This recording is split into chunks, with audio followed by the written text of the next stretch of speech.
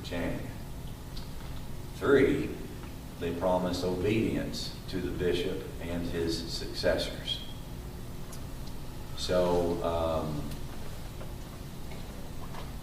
that means when the day that Bishop Medley called and said, I'd really like for you to move over there to St. Agnes.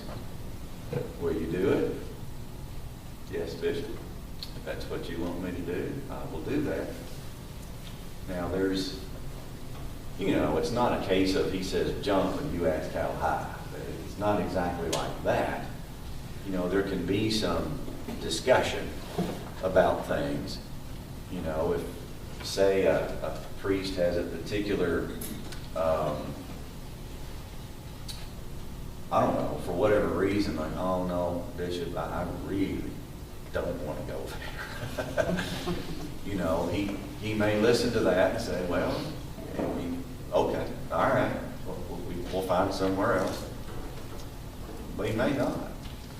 Ultimately it comes to, no, I really need you to go there. I understand that you find it, you think it will be challenging, but I don't have any other options. I just need you to go there. Okay. All right. I'll try. So, obedience. So that's already kicked in when one is ordained a deacon. It certainly still holds when one is a priest, but you don't promise it all over again because that's already done. Okay. And then the third degree of the sacrament is being ordained a bishop. So they're the ones that receive the fullness, all 3 degrees of the sacrament. And there is again a sacramental ceremony when a bishop is ordained. And he will do like the priest. One of the things that you do is you lie prostrate, meaning face down on the floor in the church. That also happens at the beginning of the service on Good Friday, if you've ever been to that. That is basically a posture of humility.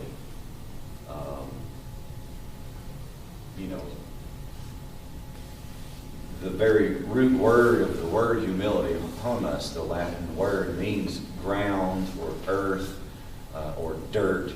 And so when you're as close to that as you can get, well, it's a posture of humility before God, who is everything, who is almighty. Okay? So the priest does that. The bishop will also do that when he is ordained a bishop. And there will also again be the laying on of hands. And so some of the signs of the office of bishop, which we get really out of the book of Leviticus, if you read it, is a pointy hat that we call a mitre and a big stick that we call a crozier. Okay? He's supposed to be a shepherd, so it's like a shepherd's staff. Okay? Technically speaking, I share in the bishop's priesthood, as all priests do. It's not really mine exactly. I technically share in his priesthood because he's the one that's received the fullness of the sacrament, not me. And so when bishop sends somebody to a parish or maybe even a school or hospital or whatever as pastor, what he's doing is sending him to act in the bishop's name. Not in your own name, not in Father Randy's name. Oh, I'm here in the bishop's name. And I'm acting on his authority. Not mine, really. Okay? Any questions so far?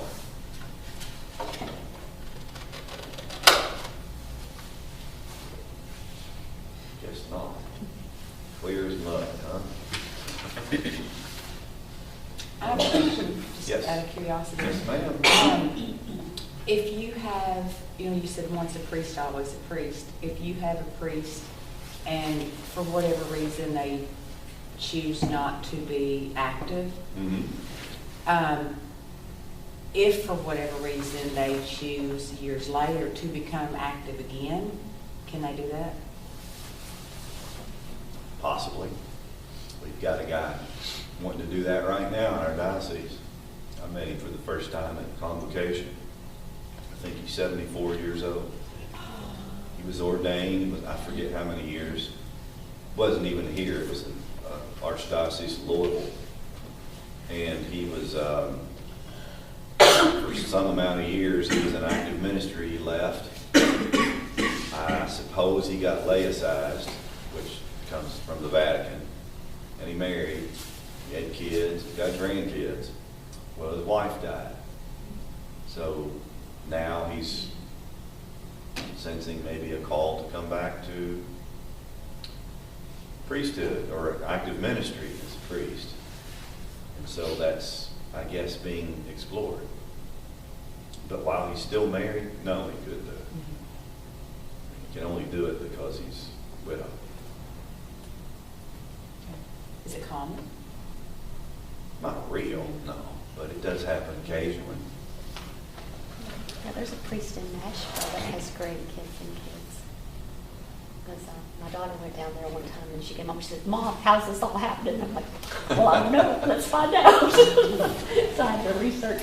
I guess another scenario that could happen, as I'm sitting here thinking about it, would be, let's say a guy, all right, he was ordained priest, he leaves the active ministry,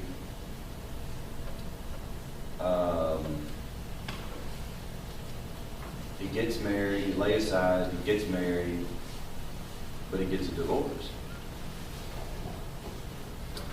Well, if he goes through the annulment process and it's found that that marriage never was valid anyway, he could come back. But you can't do, you can't do both. She's still alive, and so he can't be married to her and validly married to her and be an active priest. That can't happen. But if it's found that the marriage is not valid, then he could. So how's that for a twist?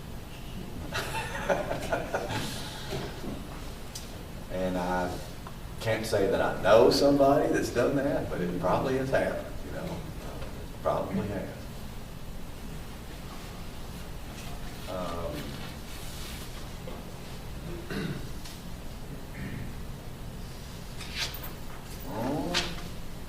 Oh, yes. Well, I kind of answered that. Why celibacy? That's a question that comes up a lot. Why can't priests marry? It could change.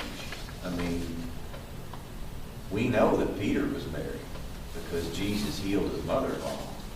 That's right there in Scripture. So we know he was married. It's possible some of the other apostles were married. And for the first 10 centuries, priests could marry. But many of them chose voluntarily not to. Because they saw it as a way of giving themselves in service more fully to God and the church. And so then in the